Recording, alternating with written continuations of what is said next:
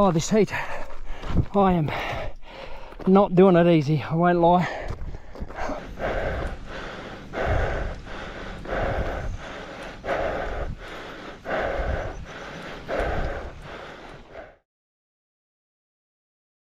So our race starts in about 50 minutes. We don't have any internet, so we can't actually tell the weather, but it feels like it's about 35 degrees. Very hot. It is so hot, and we've spent most of the morning just trying to keep cool. Lying in the van with the fan on, having a couple of swims, anything to keep cool, keep our feet up. Adventurethon in Charters Towers, in fact about 20-something K north of Charters Towers, on what's called Big Bend, which is on the river here, as you can see. And it's quite a fast-moving river, as you will see very shortly. So I'm doing the sprint, which is a paddle, run, mountain bike ride in that order. And we head up one way of the river to start, around this buoy here and turn around. And then we paddle for a fair way back down. Now it's about a 7k paddle and rapids. So I bought this new ski, as some of you will know, so I can go down the rapids. But I've never actually paddled rapids before, so I wasn't quite sure how I would go with those. And you can see here the water swirling around there. That's because there's rocks under there. So we're coming into the rapid zone, let's call it that. Now it looks very calm here, but that's about to change because we come into the main rapid section for our course. And I'm not really sure what I'm doing. I'm just trying to find my way through without hitting too many rocks. Got through that one, no dramas. So certainly not too gnarly. Grade 1 rapids, I think they call them. This one here is a little bit longer. And just was watching that rock in the middle there, so made sure I went to one side of that. Managed to get through that one also. And it's hard because as you approach the rapids, because you're moving fairly quickly with the moving water, you've got to try to find your way through. Now I went over a rock there, which I really felt under the ski, but you've got to try to point the surf ski through a gap. And I don't know if you're meant to paddle or stop paddling or what you do, but you can see here my nose gets caught on that rock and just twists the ski around. And the force of this water is really strong. So once you get in this predicament, there's not really much you can do. You've got to, well, what I did was get out of the ski and try to turn the boat around. So I got going again. Just get pushed and shoved. It's actually really fun. I'd like to do more of it now that I've got this new plastic ski that can handle these rapids. And this is the turning buoy up the other end. So we probably paddled 3.5k or something like that, maybe 4. We turn around and I just fell out for no reason there. Right in front of the volunteer there at the turning buoy. But it's so bloody hot that it was nice to cool off, so that's my excuse for that. And you can see I taped up the hole in the bottom of the ski there, which was bad in this situation because now the water can't get out of the ski. So at this point I'm thinking, I can't paddle back up these rapids, and if you can, I don't know how to do it. So I thought, well, I guess I'm just going to have to pull the ski up the beach here and over the rocks and everything. So I didn't know what else to do. You can see the rapids there to the right. You just can't paddle up that. A, I don't have the strength or the power. And B, the boat just gets stuck on the rocks. It's all right when you're coming down, it flows over them. But look what I'm pulling the boat over here. So it's rugged as. Sand, rocks, it gets worse. And I'm pulling my boat forward from the front of the boat, and the strap that I'm hanging onto breaks. So I've had to actually spin the boat around and pull it backwards. That's why these boats have these trailing rudders and why they're made out of plastic.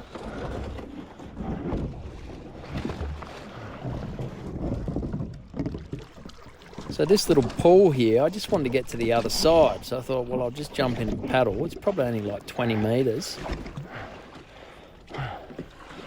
And once I got to the other side, I had to pull it up all these rocks.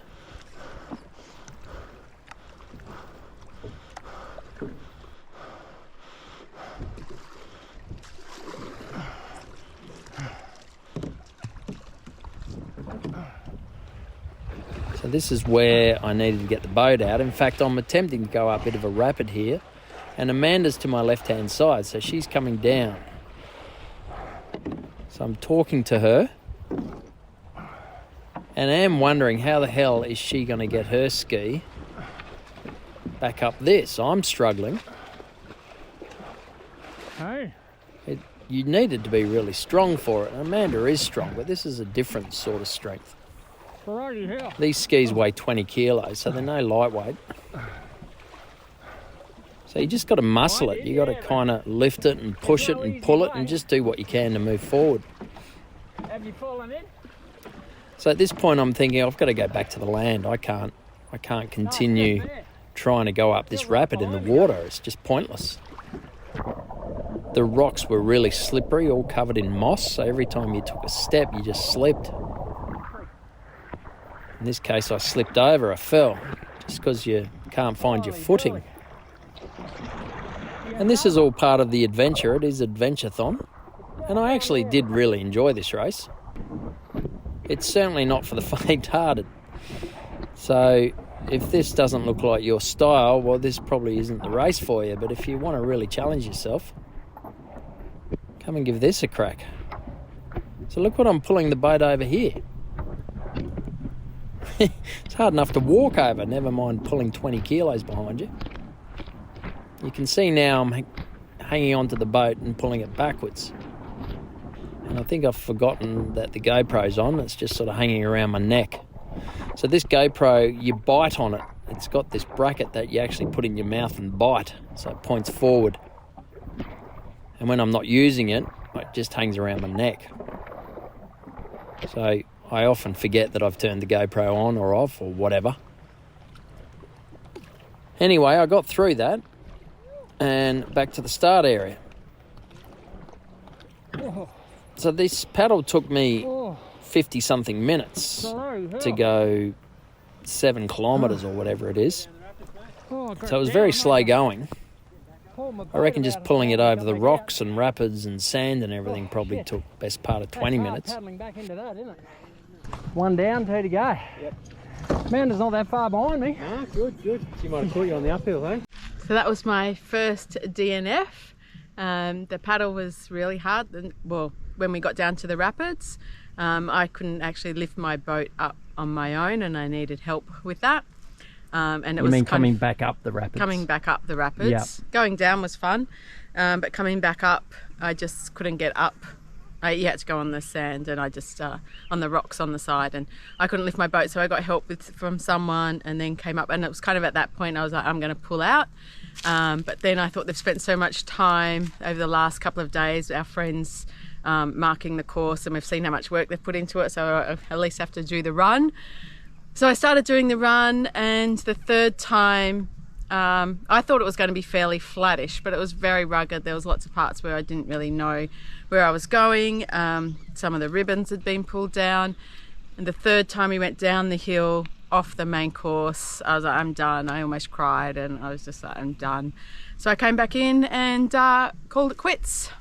I am disappointed, but it was the right decision at the time. We hope you like our channel. We love bringing the content to you. How about you shout us a coffee? Link below. See you in a sec. So don't let Amanda fool you. She was quite upset about DNFing. It's not something she does. So off to the run. This is this steep hill out of transition. And while walking a bit of the course before the race, I thought, I'll be able to run this. But let me tell you, not a chance. No way in hell was I able to run up this little hill. So this section here is the same as the bike course. There's one of the volunteers. Thanks, mate. I'm walking this hill. And this is the highest point of this Big Bend area. And I didn't even know it was there. Hope Amanda's okay. That coming back up those rapids is tough. You had to pull your boat on the land over the rocks. Hope she's all right. Oh, that was a bit evil. Cheers. Which way? Long course, this way. Oh, you're gonna have fun tomorrow, mate. That's Craig, he's doing the 1 day tomorrow. Long race. All right. So this is how we go down. Okay. Alrighty. Holy shit.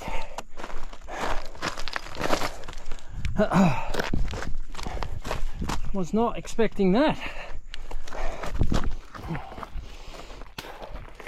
Oh, watch where you put your foot.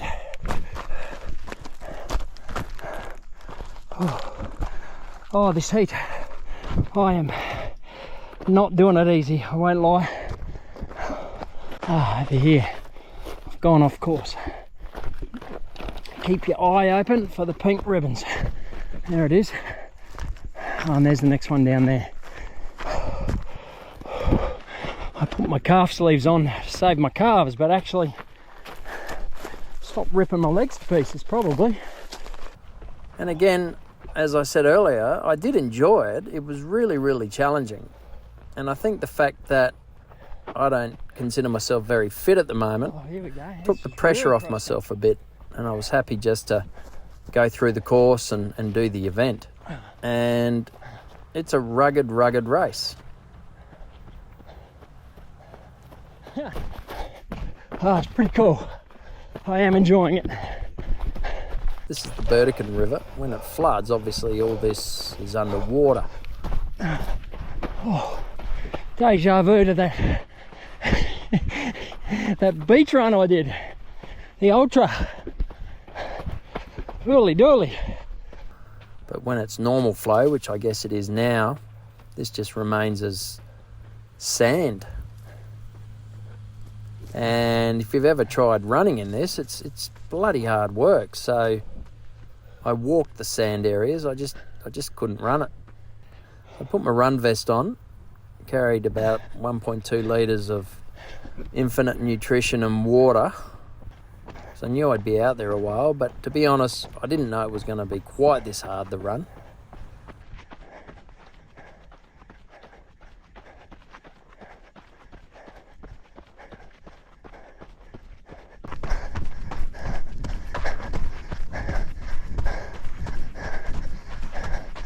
Oh, I think I'm going to walk the sand. Bad memories of sand. Oh, I'm going to cool off here.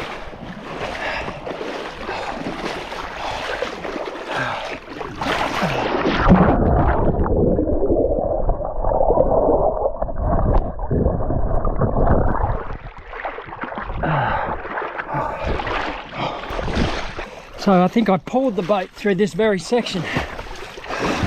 Oh my God.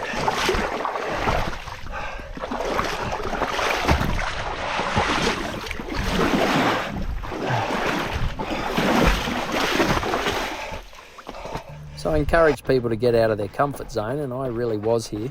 Makes you realise what you're made of, that's for sure. There's my surf ski mark.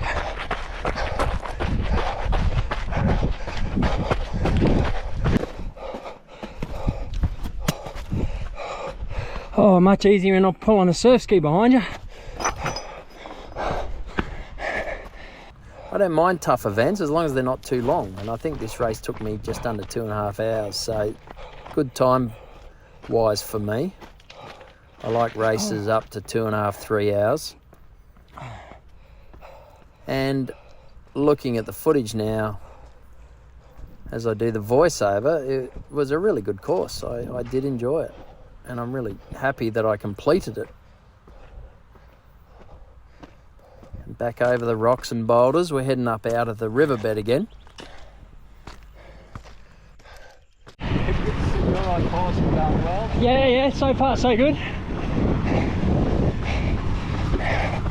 There's Ross, one of the organisers and course designer and setup, doing a top job. I'm not saying I'm loving it, but thank you, Ross.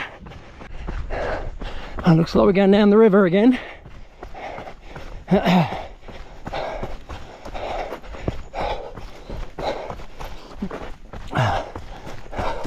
Not sure where I go now. Oh yeah, pink ribbon.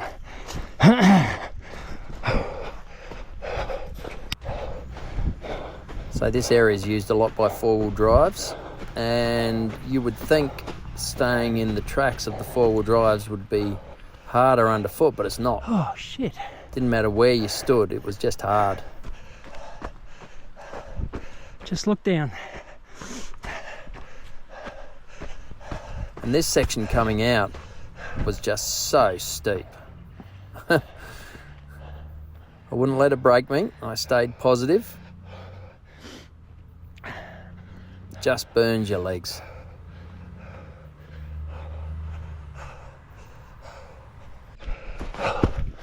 Really? Okay.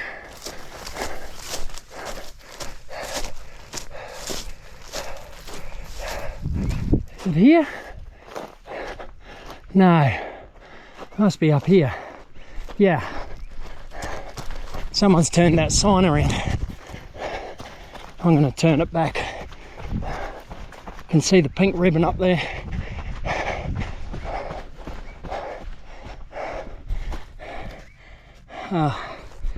Maybe. Oh shit. I hope Amanda sees that. She's smarter than me. There's pink and orange ribbon here. Pink is run. So it was nice when you got on this section to run, I mean. Bit of a rest. And again back into the scrubland. So you're jumping over logs and over rocks and boulders. Look at this section. So you have to really be careful and look where you want to put your foot.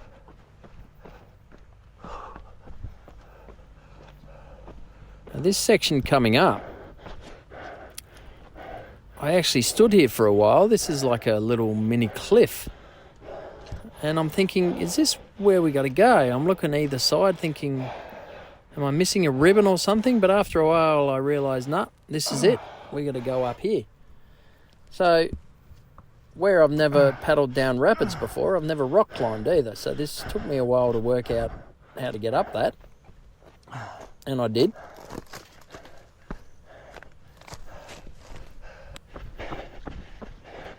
And this is the last track now, heading back to the start-finish area. And there's our van, prime position. Not far to go after the race.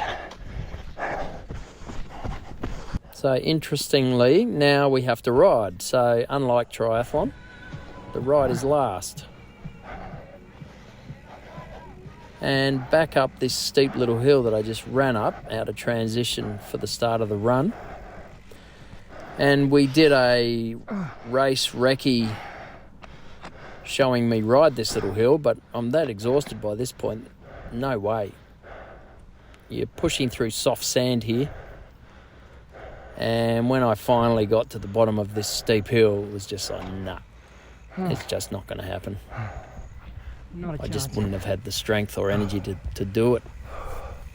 So it's funny, what you can do in training is always very different to racing.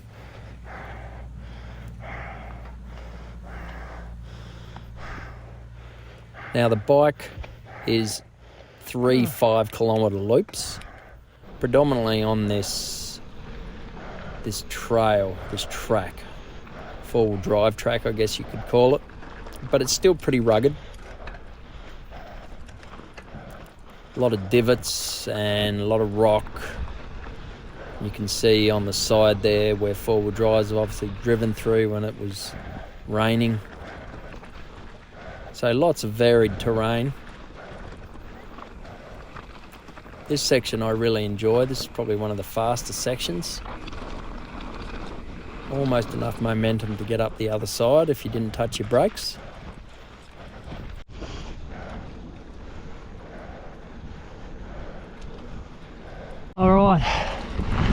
2 laps down. 1 to go.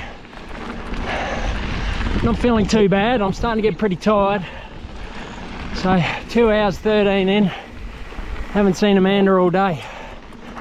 So this is where we came out of transition. So I got 1 lap to go.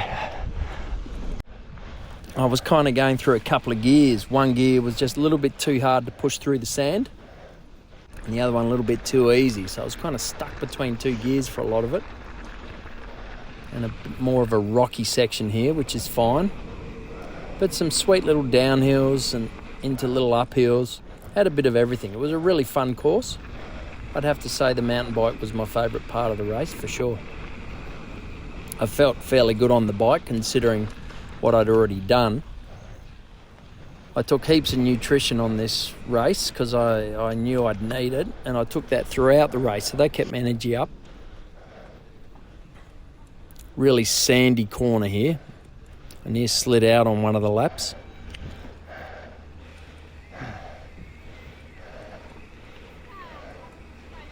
Thank you. And down to the finish. Now Joel, the race organiser ahead of me here, obviously didn't realise I was behind him. He's in his 4-wheel drive. So I'm yelling while trying to hold the GoPro in my mouth. Whether he heard me or not, I'm not sure. Obviously you can get through this much quicker on a bike. It's downhill. So I just went around him. Turned right into this sandy bit of track. And this is it, the finish line. I thought, oh, well, I'm done. But no, you got to get through that finishing arch you can see ahead of me there. Oh, gotta go through the finish there. And at this point I saw Amanda. Oh, that's cruel. You alright? And realised that she You okay? had pulled out.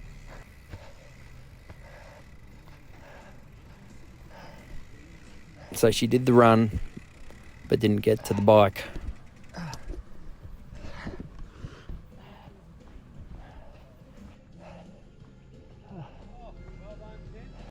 And through the finishing arch to the finish. Run, I was like, I'm done. Thank you. Thank you. Oh, that was tough. Did I?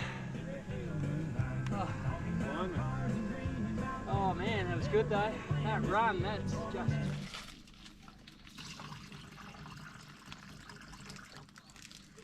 I just can't satisfy my thirst. It's the next morning after the race. It was so rugged and so hot, and I can't drink enough. All right, well, the van's packed up. 4 days we spent here, which is our longest camp, as in bush camping, let's call it. And it was fantastic. Race is done, pretty exhausted. The 1-day long course is on right now, so we've been watching them run past here. So they finished with a 30k paddle down the rapids, so that'll be interesting for them. Anyway, very demanding race, very rugged, and probably more rugged than I thought, but it's done, and we're going to head up towards Atherton now, so we've still got 4 weeks of our trip left, which is very exciting. Thanks for racing with me.